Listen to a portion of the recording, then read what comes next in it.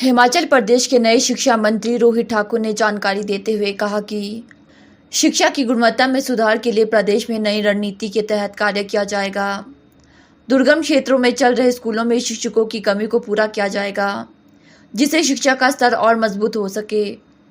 शिक्षा मंत्री ने जानकारी देते हुए कहा कि शिक्षा समाज का महत्वपूर्ण भाग है, जो देश और प्रदेश के विकास में अहम योगदान अदा करती है।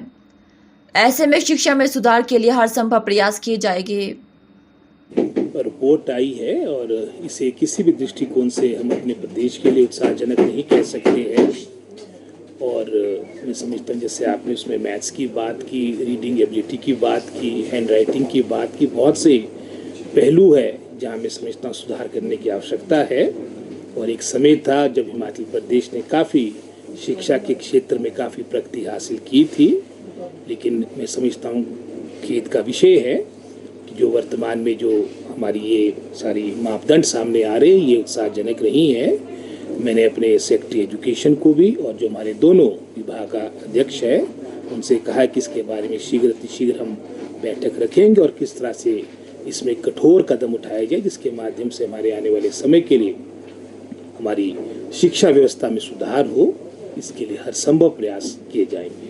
कमियों को भी फाइंड आउट किया जाएगा कहाँ कमी रहेगी, क्योंकि अलग से प्रोजेक्ट इसके लिए शुरू किया गया था निपुण अभियान, इसमें बच्चों की शिक्षा में सुधार होना चाहिए, सब विषय उसमें शामिल किए गए थे। लेकिन एक साल के बावजूद ये प्रोजेक्ट चला, उसके बावजूद जो है रिपोर्ट इस तरह की आ रही है, तो क्या इस पर भी रिव्यू करेंगे? तो ये तो स्वाभाविक ही है। ये जो हमारा जो कार्यक्रम था, जो आप निपुण की बात कर रहे हैं, वो सफल नहीं रहा। उसका ही परिणाम रहा कि आज जो रिपोर्ट आई है जिससे हमें निराशा मिली है। और वर्तमान में अगर आप देखेंगे भी शिक्षा की अगर बात करें, लगभग कोई 12,000 से अधिक हमारी पोस्टें खाली पड़ी है। और विशेषकर जो तो दुर्गम क्षेत्र है, हमारे पहाड़ी क्षेत्र है, वहाँ तो अपनी समस्या स्थायी रहती है।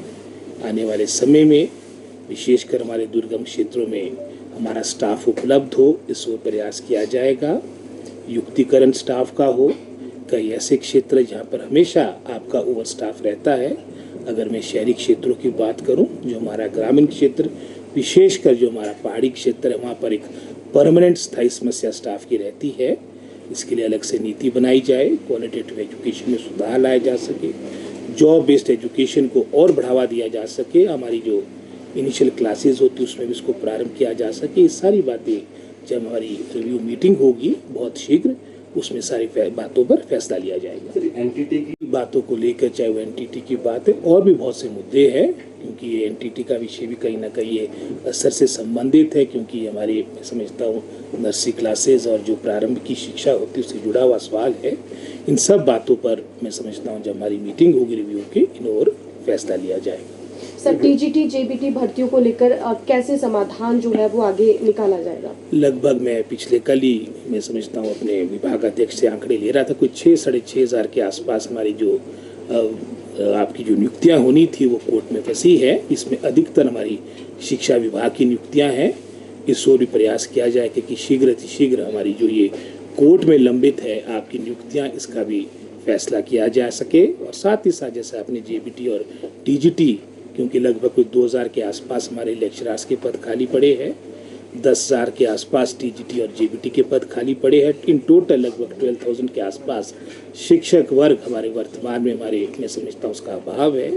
इन सब को कैसे मैं समझता हूँ समय रहते इन पदों को भरा जाए, इसके लिए प्रयास किया जाएगा। और हमारी जो कैबिनेट मीटिंग है अभी जो मैं समझता हूँ नेक्स्ट मंथ होनी है, उसमें भी मेरा प्रयास रहेगा कि जो हमारे केसेस यहाँ फाइनेंस डिपार्टमेंट में पहुँच चुके हैं उसकी स्वीकृति प्राप्त हो सके। सर, शास्त्रीय शिक्षकों ने काफी लंबी